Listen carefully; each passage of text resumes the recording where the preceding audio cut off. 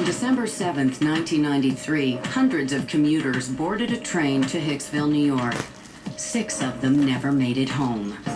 Shocking act of violence number 9, the Long Island Railroad Massacre. It was a normal end to a typical workday.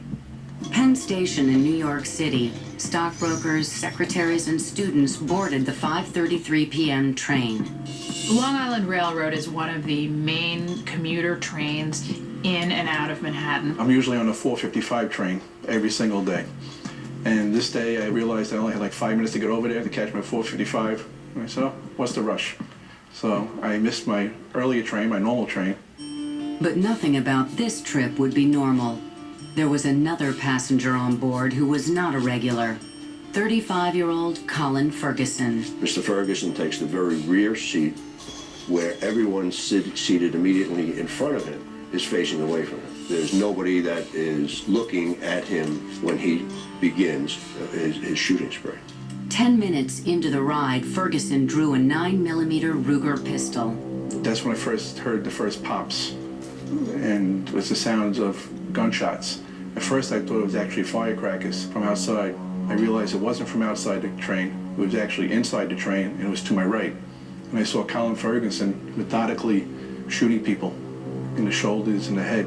He just barely even blinked. He just looked from one side to the other, never said anything, looked at a person lying on the floor, aimed at that person and fired. The last thing I wanted to do was get up, look him in the eyes, and watch him shoot me. So I just decided I was going to make a run down the center of the train towards the other end of the car. And he said, if he's going to shoot me, let him shoot me in the back.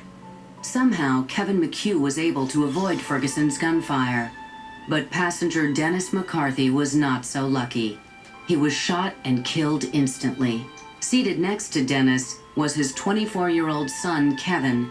He was shot in the head.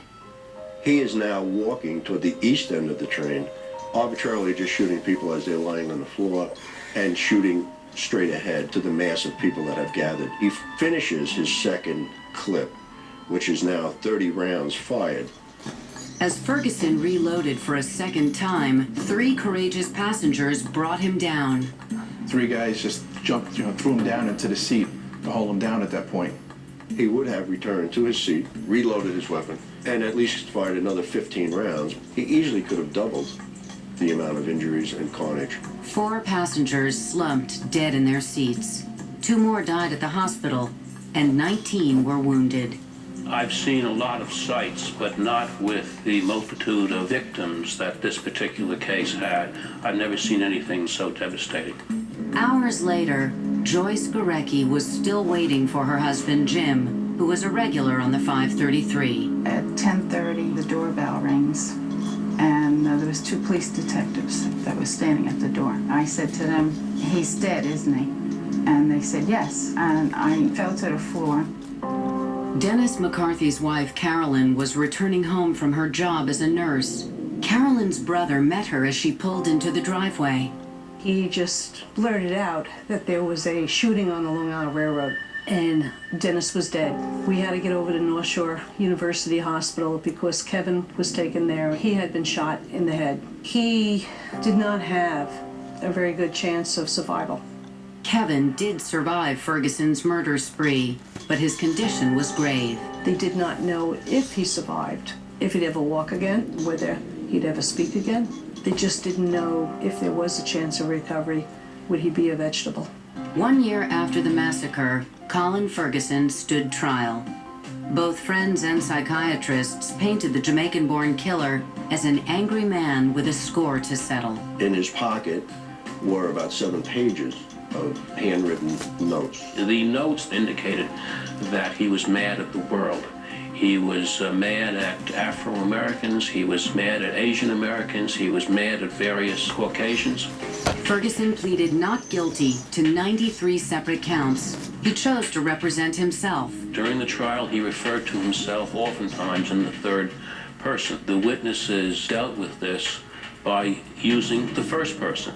Did you see Colin Ferguson shoot somebody? I saw you shoot, says the witness. People who this man intended to kill had to come to court and sit on the witness stand and suffer the indignity of having this murderous killer cross-examine them and ask them questions as if he was innocent. On February 17, 1995, Colin Ferguson was convicted and sentenced to 6 consecutive life sentences. The thing we were trying to understand the most when we arrested Colin Ferguson was, why did he do this? Why did he pick that train? Why did he pick those people? 2 women who lost their husbands to the senseless violence were inspired to take action. Joyce Gorecki became an anti-gun crusader. I don't want it to happen to you. And unfortunately, everybody that walks around is at risk because we're having more and more shootings going on. Carolyn McCarthy launched a political career. A terrible tragedy happened to my family and the other families. I'm not going to allow anyone else to go through what we went through. In 1996, Carolyn McCarthy was elected to the U.S. House of Representatives. It's now my job to take what I've learned and try to help other people along the way. And I do believe with all my heart and soul that one person can make a difference. 4 years after the tragedy, Kevin McCarthy defied the odds and walked down the aisle with his new bride, Leslie Nolan. There wasn't a dry eye in the place because everybody was thinking the same thing. Here he was getting married when none of us were wondering whether he would have survived that night. Miracles do happen. Coming up, one man takes on an entire city.